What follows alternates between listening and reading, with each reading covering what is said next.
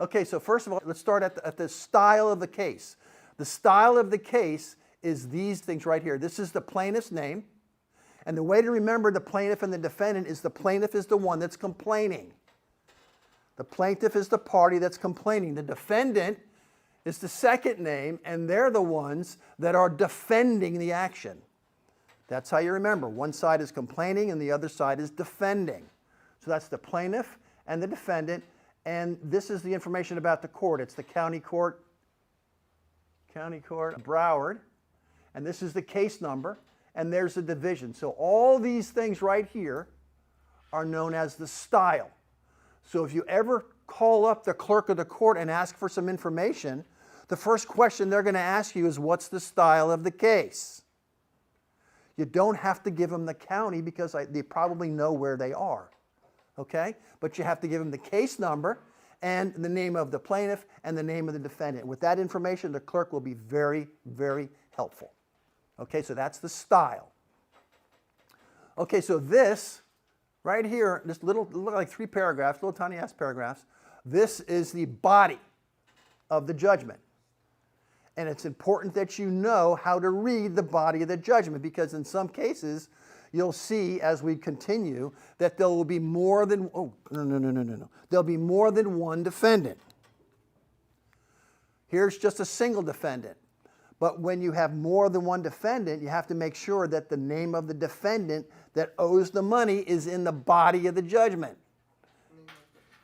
Okay, so the body of the judgment, you have to read that. And I'm going to get close because I can't read it. Okay, here it says the court finding the defendant is indebted to the plaintiff to the sum of $2,800. It is adjudged that the plaintiff, capital one, a corporation, recover from the defendant, Peter, what's that name? Moody? Yeah, Peter Moody, in the principal sum. So it breaks out the amount that's owed. Principal, any prejudgment interest, any court costs or fees, and then it doesn't give you a total. You have to total up yourself. Okay, and here's the date the judgment was entered. And here's the judge. Oh, here's the judge's signature. Okay, now, remember how I told you up until a couple of years ago the plaintiff's address was not required on the body of the judgment. Nowadays it is required pursuant to 55, whatever that is, 55-101. Okay, so there's the plaintiff's address, and there it is, Capital Bank. It's got to be the plaintiff's address. It's generally not acceptable for the attorney's address to be on there when it says attorney for plaintiff, but it's not the address of the plaintiff, so you have to have the address of the plaintiff. Now, someone's going to ask me, what happens if you have a judgment and the plaintiff's address is not on there? How do you re-record it? Because if it's not on there, that's severe, the penalty. It's not going to act as a lien against real property if the plaintiff's address is not listed on the judgment. Now what do? You record an affidavit. We record an affidavit that specifically says, we're recording this affidavit to be in compliance with statute 55.101. So there's usually ways around most things. And that's the way around that. Okay, and there's the plaintiff. So let's see some of the things that I missed. Okay, so the judgment is entered. Oh, golly, this thing is so sensitive. Maybe it's I got fat fingers. Okay, so this is all the stuff we've talked about. The body of the judgment, the style, the judge's signature. This is the attorney for the plaintiff. This is the plaintiff's address, and this is the defendant's name and address. Okay? It's pretty concise. So now what happens is, once we get this judgment, we have to record it in the public records so it acts as a lien on real property. Okay? This is the recording, the original recording, because you can see from the size.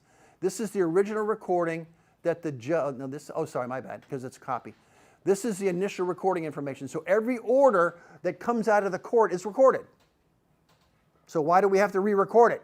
To collect it as a plaintiff against a defendant. That's because the statute said we do, and they want to make it difficult for us to collect money in the state.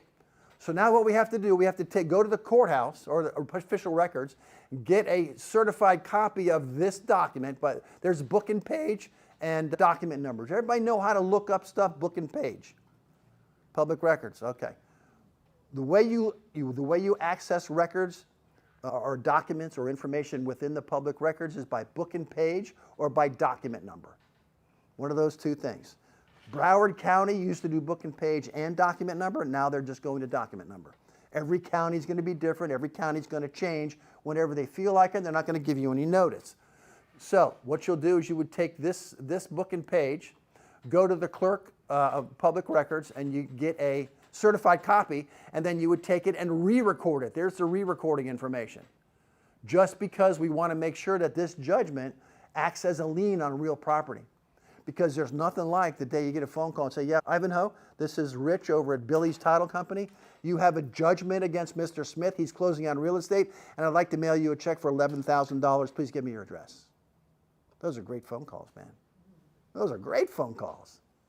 So if you re-record your judgment right, they have property and they sell it, that means you don't even have to do anything. You didn't have to try to attach it. We can't do that, but I'll talk about that in a second. You didn't have to try to attach it, but because it's a judgment, it's recorded properly, he sold his house, you get paid. So it makes sense to record everything properly. And the statute says what you have to do. And I'll guide you through that when we first do that. Okay, so there's the address. This is the certification right here. So we're going to get a certified copy of this judgment. That's the proof of it. And then you're going to re-record it with the certification on the front. Now notice I said on the front, because sometimes judgments will take up the whole page. And the clerk is going to want to certify it on the back. Don't do it. Ask them, please, I have to have the certification appear on the front of the document. Because at first glance, if this certification was on the back, we wouldn't even know it's certified. Now, these are all problems I had throughout my career, and I'm pointing them out to you so you don't have them. Okay, long story short, here's the final judgment total. You have to total it yourself. There's the cost, the principal, attorney's fees, and your prejudgment interest. $4,900 is my judgment. Okay? So that's the basics of a judgment.